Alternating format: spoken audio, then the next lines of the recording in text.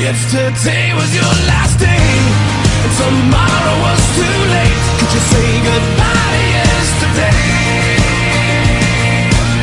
Or would you live each moment like your last?